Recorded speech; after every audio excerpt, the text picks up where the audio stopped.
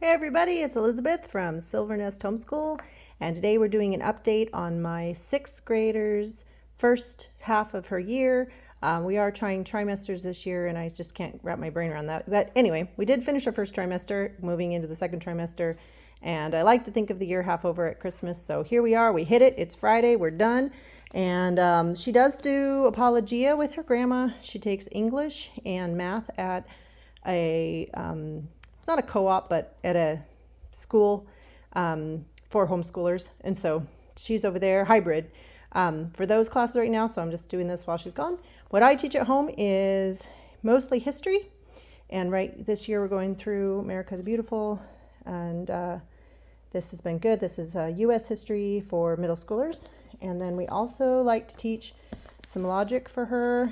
And I also like to throw in as many board games with the history as I can.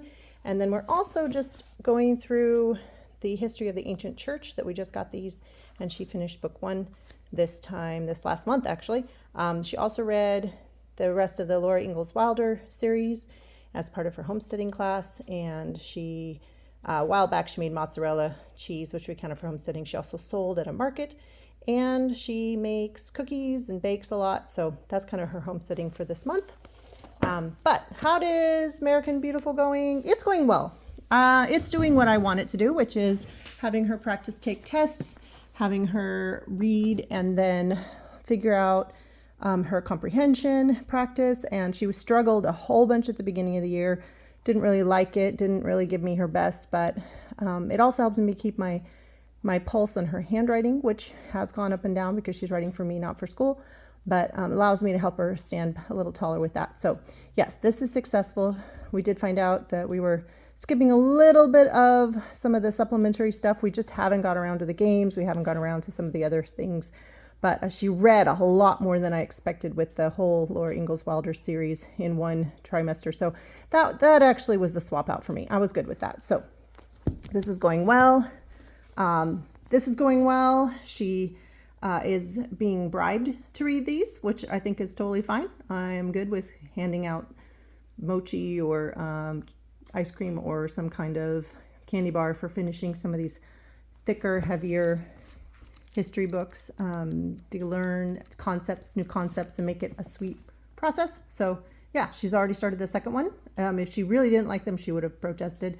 There's a lot of martyrs in there, so that was interesting. Some we'd not heard of, some we had heard of, so fascinating. Our big win has been evergreen canopy. This is all of the flora and fauna in our backyard. I picked it up for Pacific Northwest history, but it's working really well for American history as well. And she and I are having a ball. So far, only she and I have played it, which I think is partly why she likes it, because we're spending time together. But you're growing trees, attracting animals to your forest, using your special powers. It plays nice at 2. There are some attack cards. We kind of skip them because both of us don't really enjoy that. But yeah, it's beautiful. It says ages 10 and up, and I think it's supposed to be like 45 minutes. Yeah, that's about what it is. And they've got a nice YouTube video or 2 to teach you how to play if you don't want to look at the rules. And then finally, you can see we've got some stuff in the back that are for the future. Finally, we've got some Logic Safari that she really does enjoy. And then the Go Figure, which is not as much her favorite, and that's why we're still doing it this year, because you can see it's for grades 2 to 4. But it's just a lot of looking up the history of meaningful world. So directions for each sentence: write the letter of the correct definition, create your own sentence using the selected word. See how that's spelled wrong? See? Yeah. So I don't know. I was really excited about this one because it's supposed to teach you the idea of figurative language, like snail's pace. What does that mean? But when we opened it, it's a little less, it does help bring in context and stuff for her for some stuff that maybe she hasn't heard of before, but it's not really probably our favorite, and so we're doing it at a snail's pace. Logic Safari is great. This one is more of the who goes here, who goes there. It's what we expected. She has already finished another book like this year that she already burned when she finished it, took it straight to the fire. So I can't show you that one, but it's the same concept. And so, yeah, so she's done this one as well. So that's where we are. She's doing great school. And when I say school, meaning the school that she goes to, and she's doing great in science.